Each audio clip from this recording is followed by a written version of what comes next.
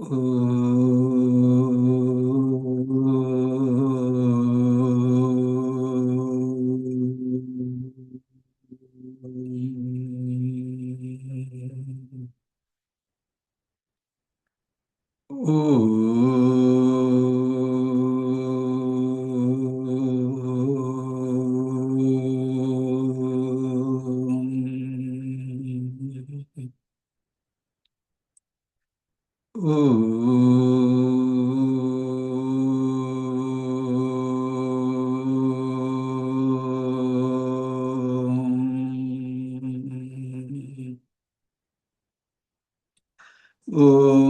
Shri Ganeshaya Namaha. Om Shri Saraswatyai Namaha. Om Shri Gurubhyo Namaha. Sada Shiva Samarambham Shankaracharya Madhyamam Asmadacharya Paryantam Vande Guru Paramparam. Shruti Smriti Purananam Alayam Karunalayam Namami Bhagavatpada Shankaram Lokashankaram. Shankaram Shankaracharyam Keshavam Badharayanam Sutrabhashya Kritav Vande Bhagavantav Punah Punah. Samasta Jana Kalyane Niratam Karunamayam Namami Chinmayam Devam Sadgurum Brahma Vidvaram. Sadgurum Brahma Vidvaram. Om Sahana Bhavatu Sahana Bhunaktu Sahaviryam Karavavahai Tejasvinavaditamastu Mavid Vishavahai. Om Shanti Shanti Shanti.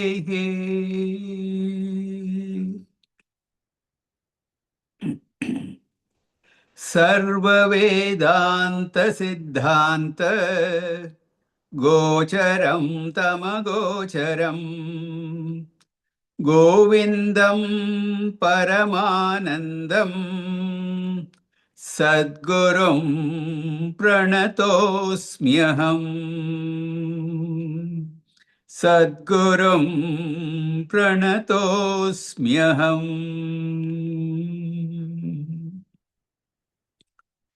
Hari Om. Shankaracharya has come to the final question from the student. The very last question is, Tayoho Vivekaha Katam Yetat Uchyatam. How can one differentiate, one can separate, distinguish Atma from Anatma? And we will do the Atma Anatma Viveka in the form of Panchakosha Viveka. The Anatma is divided into 5 sheets, Panchakoshas. And Atma is Panchakosha Vilakshanaha. It's beyond, it is different from those Panchakoshas. He gives an example. Koshai Annamayadehi Panchabihi Atma na samruto bhati Nijashakti samutpannehi Shaivala patalaihi Ivambu Vapistam. Just as the water in a pond is not seen When the mass covers it, mass is covering the water, you just see the green stuff. It just looks like grass. And you don't realize that under that mass is water. In the same way, this Atma is there, but it is covered by these Panchakoshas. Therefore, he said, Tachaivalapanaye samyak salilam pratiyate shuddham trishna santapaharam sadyah saukyapradam param pumsah. If one removes that sheath of mass completely, then he would see good, clear water. Very well he can see. Then that pure water can remove the pain caused by his thirst. Luckily, the mass does not contaminate the water, doesn't pollute the water. The water is still good. Similarly, the Panchakosha Viveka, that kind of separation we have to do, remove the Panchakoshas. When the ignorance is removed, that removes the reality that we have given to, that identification that we gave, that is removed. Then Atma is realized. The Panchakoshas do not really taint Atma, just like the mass doesn't pollute the water. Atma is ever Shuddha. Problem is with us. We have superimposed the dharma of the anatma on the Atma. Atma doesn't get any of that. So once you drop the anatma identification and identify with Atma, there is relief, immediate relief of samsara will be there. This is said in verse 151. Let us read. Panchanamapi koshanam apavade vibhatyayam shuddhah apavadye vipadyayam shuddhah nityanandaikarasah pratyag nityanandaikarasah pratyag रूपः परस्वयं ज्योतिः रूपः परस्वयं ज्योतिः पञ्चानामपि कोशाणाम् अपवादे विभात्ययं शुद्धः नित्यानन्दैकरसप्रत्यग रूपः परस्वयं ज्योतिः. The weary, thirsty traveler gets relief from his thirst by drinking the water after he removes the mass that was covering the water. Similarly, by removing the covering of the Panchakoshas and realizing the Atma as me, myself, one should enjoy the Purnatvam of the Atma. Therefore, he says, Panchanam api koshanam apavade. Apavade, by negating Panchanam koshanam. The Panchakoshas, the 5 sheets. Panchakosha, you all know, Annamaya, Pranamaya, Manomaya, Vijnanamaya, Anandamaya. All those layers of personality covers as it were, not really covering. In ignorance, we give reality. We identify with those, that's all. And when you disidentify yourself from all that anatma, I am Shuddha Vibhati. This Shuddha Atma shines, becomes very evident. In the example, it is the Shuddha Jalam, pure water. Here it is Shuddha Atma. The water was given so many adjectives.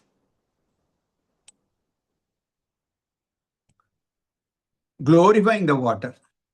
And similarly, Atma is glorified. The water is very pure, tasty. Here the Atma is said to be Nitya Ananda Eka Rasaha. Nitya, it is eternal. So the nature of eternal Ananda, bliss, eternal bliss, unending bliss. Eka Rasaha, Eka one without a second. So it is one joy, unadulterated, unmixed with sorrow. Eka Rasaha, homogeneous mass of Ananda, which is Nityam, eternal, everlasting. It's also Pradyag Rupa, the inner essence. Rasaha, it's already said, essence. Pratyak, inner essence of everyone. Pratyak means inner. Rupa, Swarupa. The nature of the inner essence, very essence of everyone. It is Paraha, the ultimate essence, ultimate substratum. It is Swayam Jyotihi, self-effulgent, self-shining, self-evident, Swayam Jyotihi. Therefore, our job now is what? Panchakosha Apanaya. Removing the Panchakoshas and owning up that Atma as my very own nature. Before going further, we have to note one point very clearly. The example says the water is covered by the mass. Extending the example, we say Atma is covered by Panchakosha. We should know that this is only a figurative covering. Really speaking, Atma cannot be covered by anything. In a literal sense of the term, that covering cannot be. Atma cannot be covered because of two reasons. One reason is Atma being infinite. The cover should be as big as the Atma. Really speaking, it should be a little bit bigger. What is covering should be bigger than the cover. If you are 6 feet 6 inches tall and your sheet is only 6 feet long, there is no way you can cover yourself from head to foot in your bed. Covering has to be at least as long as you are, to be really comfortable, about a foot and a half longer. This Atma is infinite. Can you get anything that is bigger than infinite? There's no such thing. So this is the first reason. The second reason is Atma being the very consciousness. It's all the time evident. It can never be covered. Everything is evident, gets to be known because of Atma only. Everything in the creation, including ignorance, is evident because of consciousness. I mentioned this point many times. Even ignorance is illumined by consciousness. If I ask you a question, do you know Russian language? There may be someone in this group, in a large group, there may be somebody. It is possible.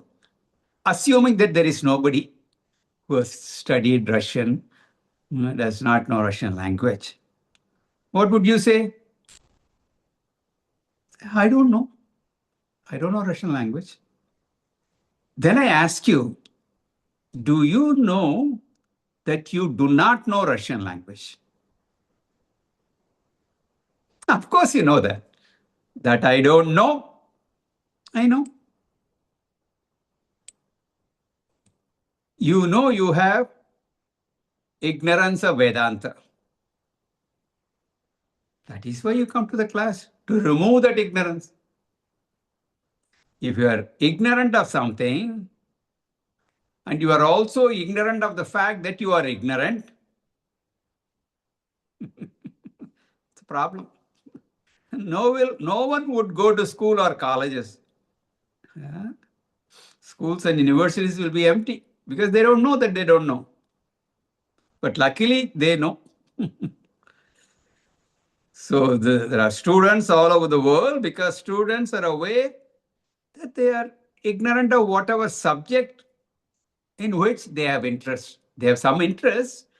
They know a little bit. They don't know the whole thing. They want to know more. The ignorance is known because of that consciousness only. Therefore, really speaking, nothing can cover that Atma, that self-shining Chaitanya, Atma, nothing can cover. Then how do you talk about Panchakosha covering the Atma? So we have to interpret the covering in a different way. Since the Panchakoshas are so intimately available to me, unlike the external world, the outside world, the objects in there, we can see that they are separate from me very easily. But these Panchakoshas, your body, mind, sense organs, and all that, problem. Because it is so intimate. It's not away from you at any time. So I identify with that body, mind, senses, etc. This abhimana, identification, is an error. I am the body, I am the mind, I am the prana, I am the sense organs. Then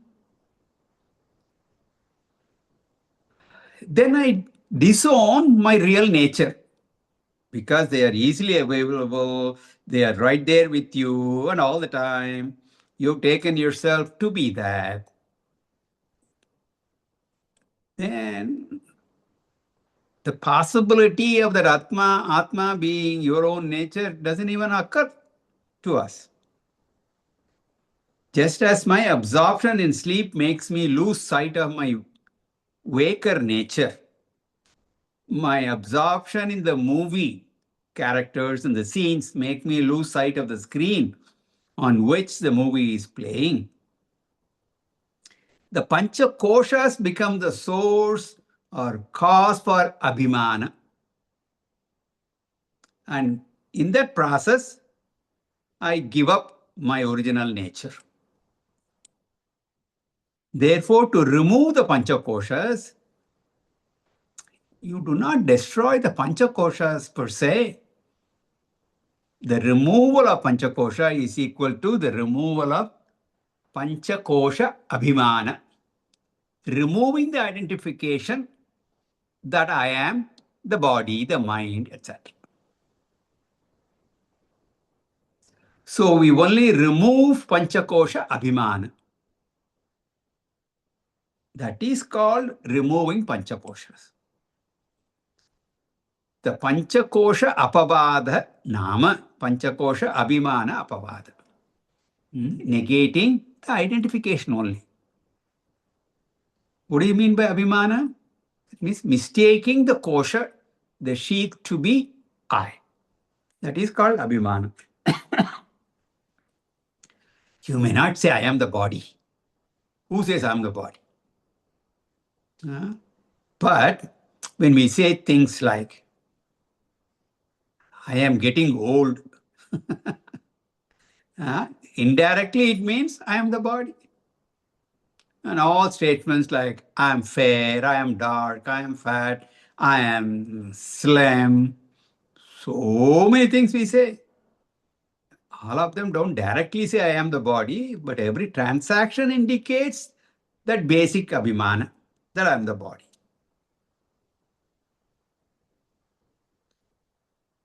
If not the body, I am the mind. Again, nobody says I am the mind. I am sad, I am happy. All those things refers to this condition of the mind, and you are identified with that. Prana, again. I am hungry, I am thirsty. Vijnanamaya kosha identification. I don't understand these things. I understand it very well. All that. So this is all the expression of that identification.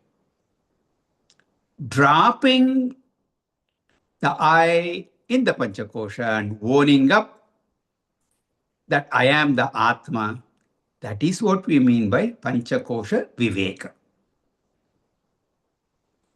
Continuing, verse 152. Atmanatma Viveka Kartavyah. Atmanatma Viveka Kartavyah. Bandha Mukta Ye Vidusha. Bandha Mukta Ye Vidusha. Tenaivanandi Bhavate Swam. Tenaivanandi Bhavate Swam. Vijnaya Satchidanandam. Atmanatma Vivekah Kartavyah. Bandha Muktaye Vidusha. Tenaivanandi Bhavate Swam. Vijnaya Satchidanandam. Therefore, every spiritual aspirant should do Panchakosha Viveka. So he says, Panchakosha Viveka, it is not an optional thing, you must do it. Atma, Anatma, Vivekaha, Kartavyah. This Viveka, this Vichara, inquiry into the self and the not self, and the discrimination between the two, discriminating consciousness from matter, should be done by everyone. Everyone who is seeking freedom from bondage. To put it in simple language, this consciousness matter discrimination should be done vidusha, by intelligent people. Those intelligent people who have discovered the human problem, that I have this samsara problem and I want to get out of it. That is how the student came. I am being scorched by this samsara. I want relief. Oh, Guru. That is how he came. And so the Guru advises, you should do this Panchakosha Viveka. He uses the word Vidusha because only intelligent people have discovered this problem of self-ignorance. Otherwise, billions of people are there. They have no clue. They go on doing things. They suffer through. Unintelligent people, they are also seeking the everlasting happiness only, but they don't know. All human beings are seeking moksha, freedom from suffering. The only difference is some people know that we are seeking moksha. Other people do not know that. Or they are trying to gain that happiness in whatever ways they think, wherever that happiness is. Those who do not know this fact about this Atma and that you are that Atma, they have not diagnosed the problem. As long as the problem is not diagnosed, the disease is there. They have not diagnosed the problem and they're not taking the appropriate medicine. They're not taking the medication, not because it is not required, but the necessity of that is not understood.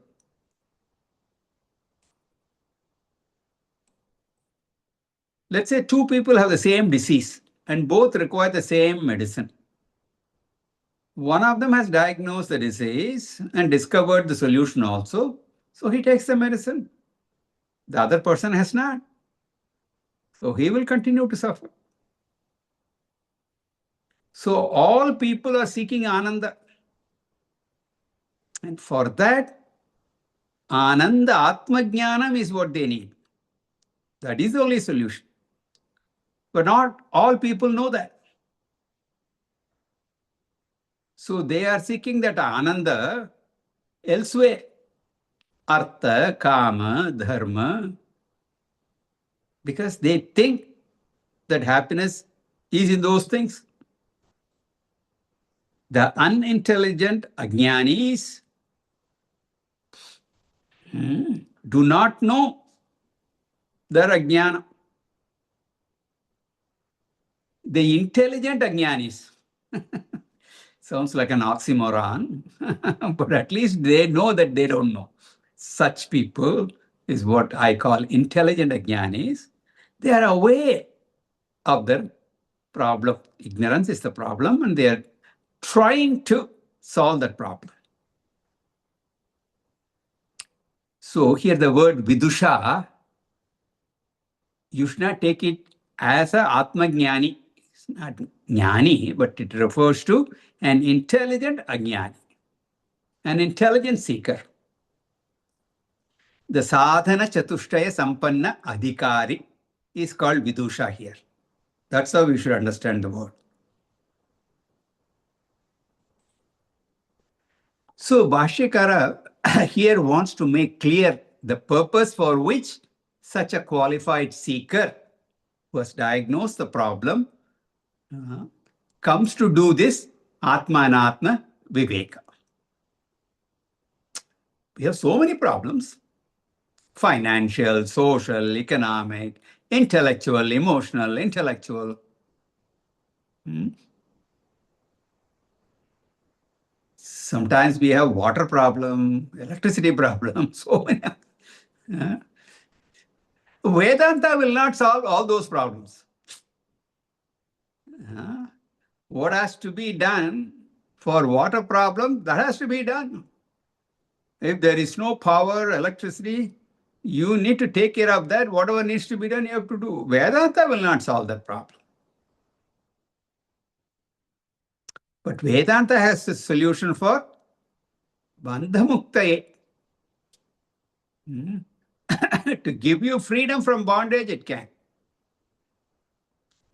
The sense of limitation that I'm a finite human being, that is bondage. Vedanta can give relief for that. How does this bandha or bondage come? If you remember, Shankaracharya had defined the bondage as atasmin sad buddhi. That which it is not, one has the notion that it is. We can define bondage in several ways. But Shankaracharya has defined the bondage as mistaking the body, which is the not self, to be the self. Because of ignorance of the real self. The ignorance-born error is bondage. The error being mistaking the body as myself. Here the bondage is, when we say body, just not the physical body, the entire panchakoshas, taking them to be myself. And each of those koshas are limited. So when you identify with them, you feel limited. As Annamaya, I am limited. As Pranamaya, I am limited. Manomaya, I am limited. So the sense of limitation is called bandha. Bandhasya mukti, freedom from bondage, is liberation. So bandha mukta means bandha nasha, bandha tyaga, bandha nirvana, giving up the sense of limitation. Normally we talk about purushasya muktihi, the liberation of the seeker. Here we are talking about bandhasya mukti. Should not ask whether bandha gets moksha. The bound gets liberated. Tyaga, giving up the erroneous notion that I am bound. So what benefit do I get by removing the bondage? That bondage is in the form of this error. After the study of Vedanta, I know that I am not the matter. I am the consciousness. What is the use? Will my problems continue? Bhashikara answers, Tenaiva anandi bhavati. The shift in I is the shift from sorrow to full ananda, from limitation to purnatvam, from apurnatvam to purnatvam, from incompleteness to completeness, to fulfillment. According to Vedanta, sorrow is the sense of limitation. Told you often, whenever somebody is sorrowful, we ask the question, what are you lacking? What are you missing? Then he or she will talk about so many things that they don't have. Either they will say, my health is not good. I have some disease. Some people will say, I don't have enough money. I'm living paycheck to paycheck. I have financial problem. Or some may say, nobody loves me. My kids have abandoned me. I just get, a dozen roses on Mother's Day, the rest of the year, 364 days, I don't hear from them. Something or other. Therefore, any sorrow, apurnatvam, dukkham, incompleteness is sorrow, in the form of missing something. Chandogya Upanishad says, alpatvam is dukkham. Na alpe sukhamasti. Purnatvam is anand. Bhuma eva sukham. Bhuma means infinitude. Alpe sukham nasti. In the finite, there is no joy. It is dukkham. When I own up to the limitless Atma, tenaiva anandi bhavati. So by that Atma and Atma Viveka, discrimination of the self from the not self, and identifying with the self, anandi bhavati. So one becomes that ananda, the blissful self, purnaha, full. Here ananda is not experiential pleasure. All those experiential pleasure, they come and go. But the sense of purnatvam, fullness, that continues permanently. Sense of Purnatvam, I am okay, everything is okay. This is called Ananda. How does it happen? He says, Satchidanandam Swam Vijnaya, by recognizing I am Satchidananda, Satchidananda Atma. Sat Chit Anand, existence, consciousness, bliss that I am. So through Atma and Atma Viveka, the seeker recognizes himself. Swam means the self. How does he recognize himself? Tenaiva anandi bhavati, by Atma Anatma Viveka, by this vichara, and removing the Panchakosha and identifying with the Atma, Vijnaya, recognizes himself to be that Sit, Sat, Chit, and Ananda. Continuing.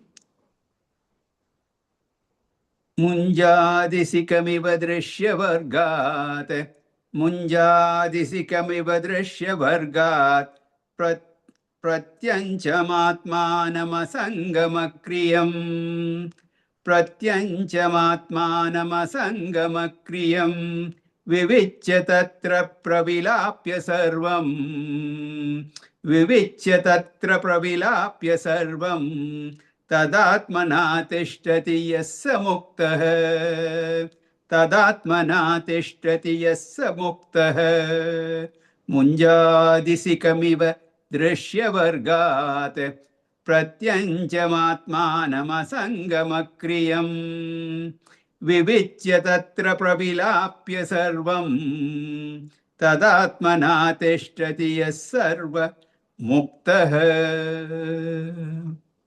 It's a beautiful and complete shloka where the entire self-inquiry is condensed in just one verse. Inquiry is done in two stages. The first stage is reducing the entire creation into two: consciousness and matter. I, the experiencer, am the consciousness. And whatever I experience is only matter, the matter. This is the first stage called Tvam Pada Vichara. I am the consciousness principle.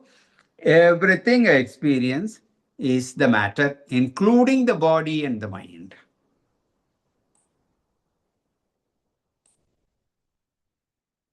Only difference is I can borrow that consciousness, unlike a table or chair. Therefore, a body can become sentient by borrowed consciousness. By itself, the body is matter only. When I say body, subtle body, mind. Mind can become sentient by borrowed consciousness. But by itself, it is matter only. And then the mind loans its consciousness to the body and the sense organs, and they all become active. Therefore, the world, body, mind, they're all experienced matter. I am the experiencer, the consciousness. Prajnanam Brahma. This is the first step. Then the second stage is we have to reduce this two into one. We've gotten into two. I am consciousness, the world that I experience, including the body, mind, intellect, that is matter. From plurality, I've reduced them into duality. What Bhagavan Ramana Maharshi calls aham and idam.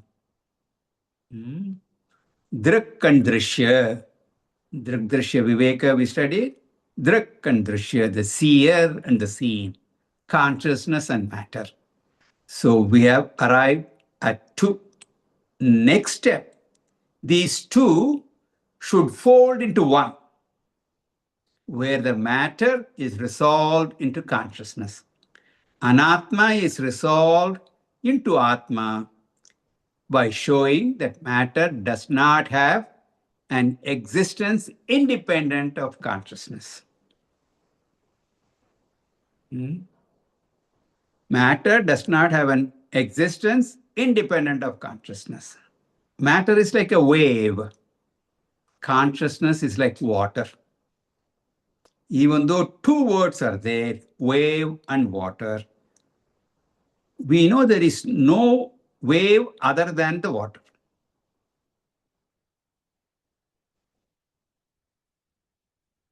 Similarly, two words, consciousness and matter, we use, but there is no matter separate from consciousness. Observer and observed, we say, but here there is no observed separate from the observer. It is mithya, it's of a lower order of reality. The dream world is observed clearly, tangibly, realistically, frighteningly, as long as you are in the dream. But once you wake up, you clearly know that it doesn't exist separate from the waker. I was the one. I projected all my mental impressions into the dream. I, the waker, was the dreamer. Not only the dreamer, but all the dream objects, everything in that was me. Similarly, this waking world also does not exist separate from me, the observer, from me, the experiencer. Thus, ultimately, the two is also reduced into one, the observer I, the experiencer I. And Bhashyakara puts this in a technical form. Here he says, Atmanam Drishya Vargat Vivichya. Separate the self from the observed group of objects, the creation. One should separate consciousness, the observer, from the world. Because I am the observer of the world. I am not the body because I am the observer of the body. I am not the mind because I know the conditions of the mind. I experience the conditions of the mind. I am the experiencer of the mind. So I, the experiencer, is different from everything that is experienced. Thus discarding each one by one, vivichya, separate the Atma, the observer, from the observed world. That Atma is pratyancham, the innermost consciousness. What can be negated are the outer layers. What cannot be negated is the inner core. This is the principle. For example, suppose a person wears layers of clothing. Let us say an outer jacket, then a shirt, and then an undershirt. Then we say the jacket or the coat is outer. The shirt is inner. The undershirt is inner to the shirt. And then you are the innermost. You remove the coat first, which is removable, outer. Second inner can remove. What is removed? The third inner. And you cannot remove your body from yourself. Similarly, when you negate the whole outer world first, then the body which is closer. Then you go to your innermost core, that is the Atma.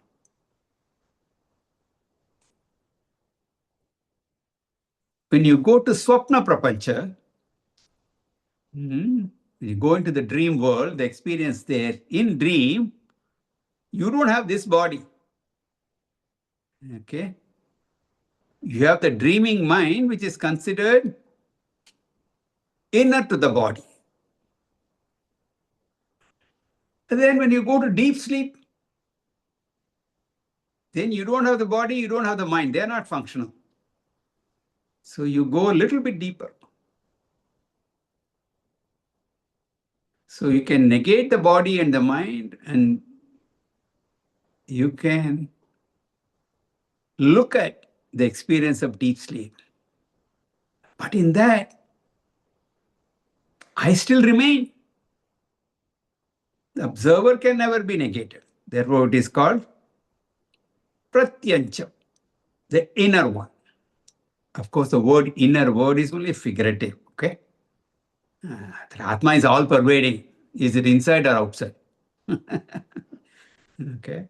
So it's a figurative way of saying in terms of subtlety. Subtlety. So all the inner and outer are upon Atma only. Therefore, when I use the word inner, we should just take it in a figurative sense. The inner self is asangam, untouched, untainted, unaffected. That's why in Vedanta we use two words, immanent and transcendental.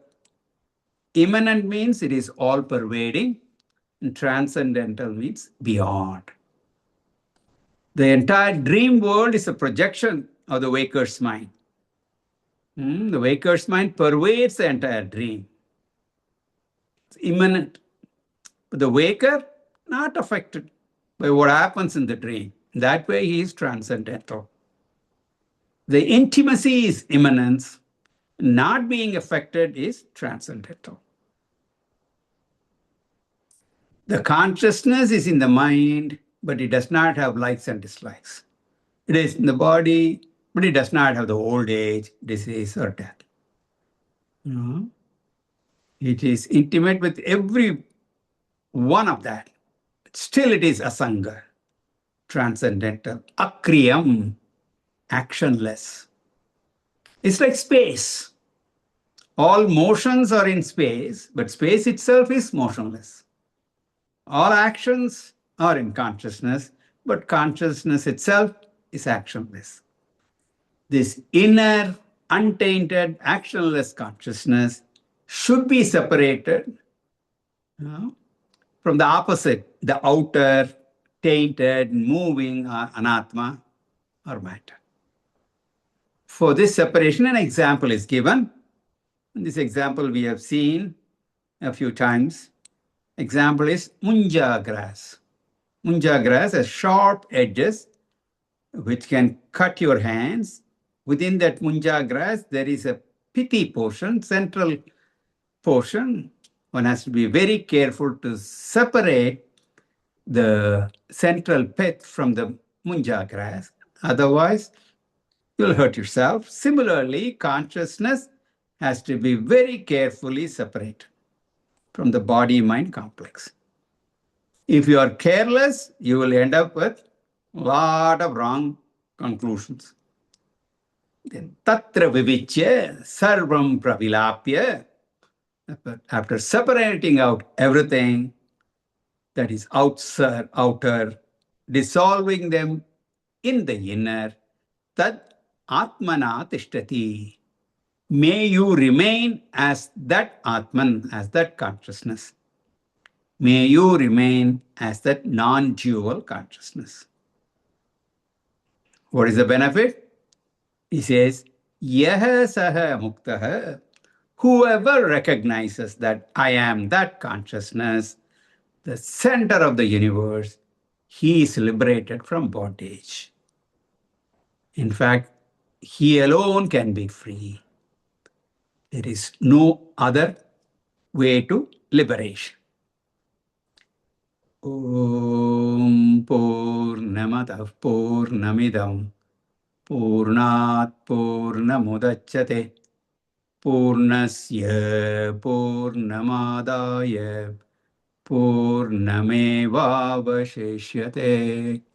Om Shanti Shanti Shanti.